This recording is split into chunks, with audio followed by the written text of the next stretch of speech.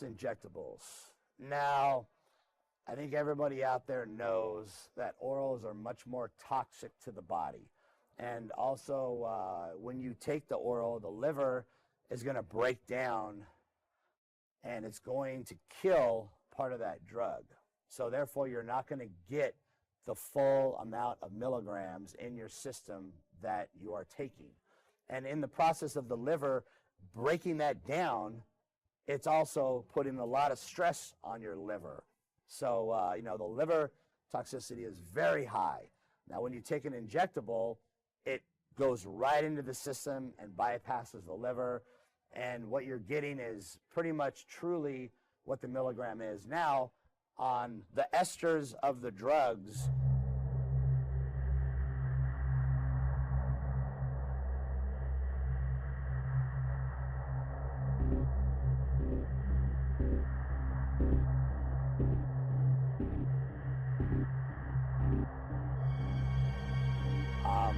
the longer it's in the system, the longer the ester, the less of the drug you're actually getting. You know, so if you're taking 300 milligrams of testinanthate, and it's basically with that ester, you're truly possibly getting, you know, 240 milligrams is the honest. It's not 300.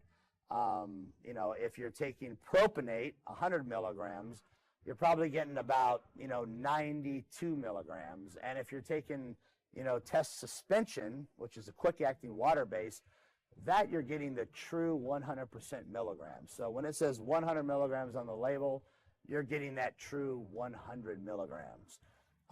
But when the drug leaves the body, it does have to go to the liver. So you are getting, you know, they're liver toxic regardless, orals or injectables, but playing it safe, you know, the injectables is much smarter than taking the orals. You know, the orals taken, you know, on a regular basis will cause problems. It's going to.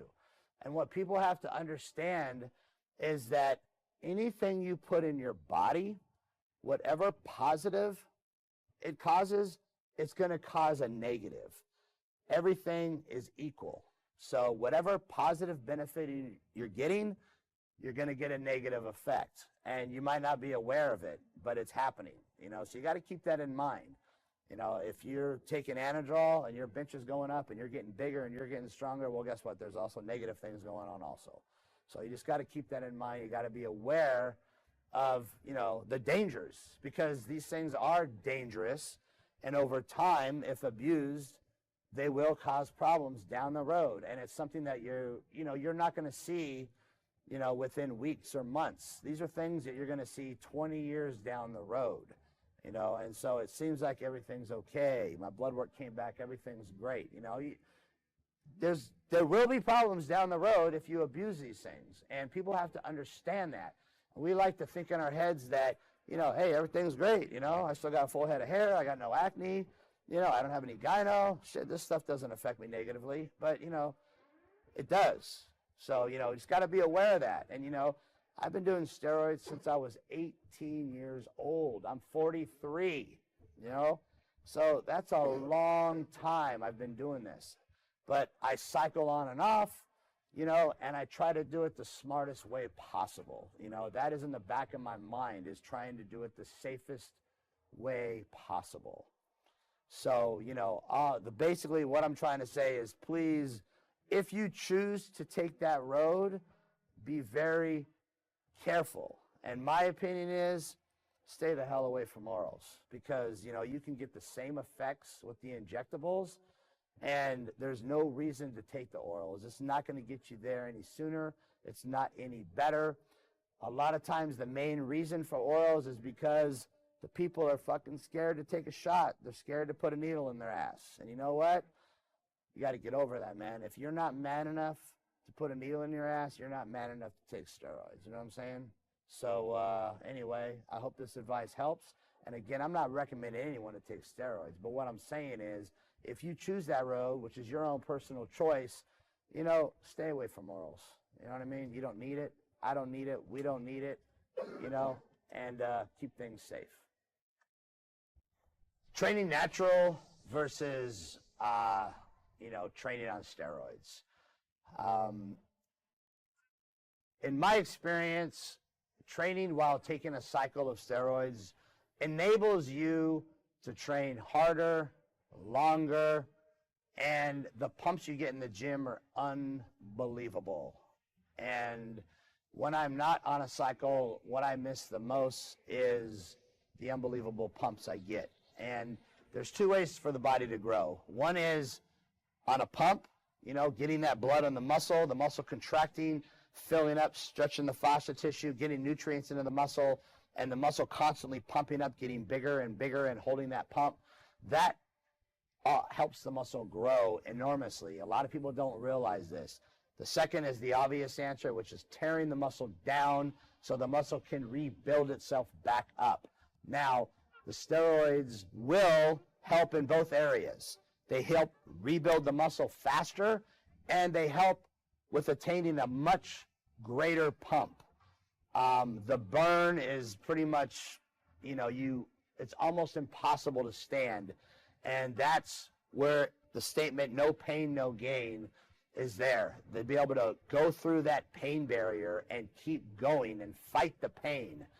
And a lot of guys will squat 5 plates for 6, and they're proud of that. And I've told people a million times, put 2 plates on and squat 30 reps. Now, if you can squat full reps all the way down for 30 reps non-stop, not resting at the top. Don't say you're flexing your legs at the top. Bullshit, you're resting. Non-stop, boom, boom, boom, boom. That is where the pain sets in. 5 plates for 6 doesn't mean shit. Big deal. Putting on 2 plates and doing 30 reps, that is what separates a champion, because your legs are going to burn so bad. And the question is, are you going to make it to 30, or are you going to quit and rack it? And, it's all about heavy, heavy, heavy, heavy. Well, I'm here to tell you, I've done this test with many athletes, and most of them failed. They racked it. They couldn't take the pain. That's what separates a champion, is going through that pain. That's what will make you grow. When you're on a cycle and you can get through that pain, you're going to grow. So a lot of people question the way I train. Higher reps, going for the pump. They don't understand the amount of pain I'm going through doing my workout. They don't understand what I'm doing to my body. And again, try that squat test and you'll know exactly what I'm talking about. But when you're on a cycle, you can train like that and get much better results by pumping the muscle than actually training heavy. That's from my experience. Now, being natural, it's different. Being natural, you're going to get a lot better results lifting heavy, getting stronger, tearing the muscles down, and letting them rebuild. And when I say tearing the muscles down, you're not annihilating your muscles, because being natural, your body can't recover as well if you completely annihilate your body. If you're going to do 30 sets of legs, it's going to take you 2 weeks to completely recover from that, being natural. So when I say there's no such thing as overtraining, well, you know what? Yeah, there is. I exaggerate a lot. If you're on a good cycle and you're eating 10,000 calories a day and you're getting your sleep in, there's no such thing as overtraining. No such thing. It's a word for the weak. So that's basically the difference between training on and training off.